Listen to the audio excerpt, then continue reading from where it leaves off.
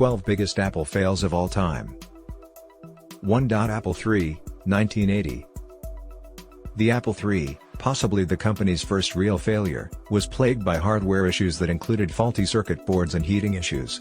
Things got so bad that Apple recalled every existing machine on the market, about 14,000 units at the time. 2. Newton MessagePad, 1993 to 1998.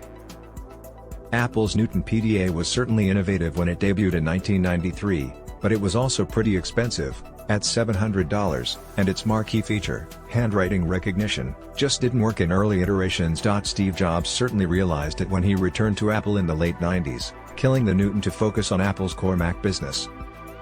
3. Macintosh TV, 1993.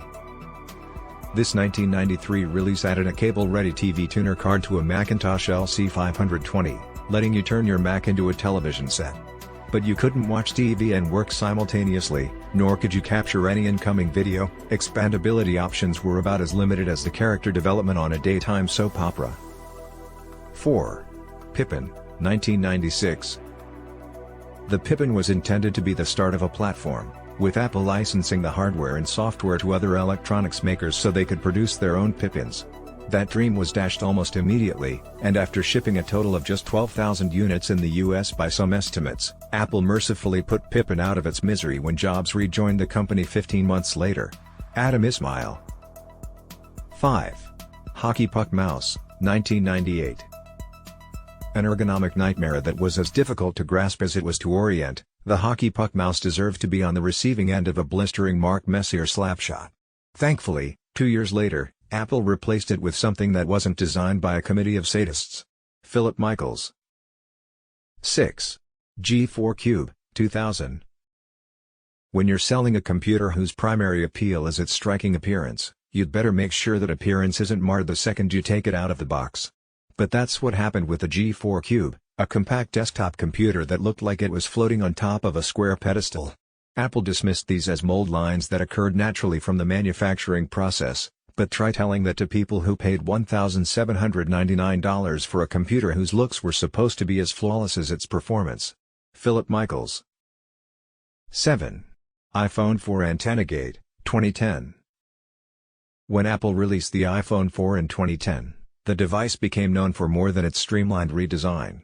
Buyers immediately noticed that their new iPhones dropped calls when held in a certain way. The fresh look included an antenna embedded in a stainless steel band built into the device's frame, and the signal from that antenna was easily blocked by a user's hand. 8. Apple Maps in iOS 6, 2012. When Apple decided to go its own way with mapping software, replacing the perfectly fine Google Maps with its own natively designed Maps app in 2012's iOS 6 release, it was a disaster. Apple's own mapping system proved to be far worse than the one Google had developed over the years, and it led users to wrong destinations in several high-profile instances. 9. iPhone 6 Pendgate, 2014. The iPhone 6 and 6 Plus were a departure for Apple. Instead of releasing one phone, the company launched two, and both were larger than previous generations.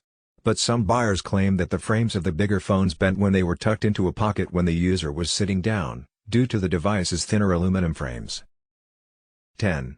iOS 11 can't type the letter I, 2017.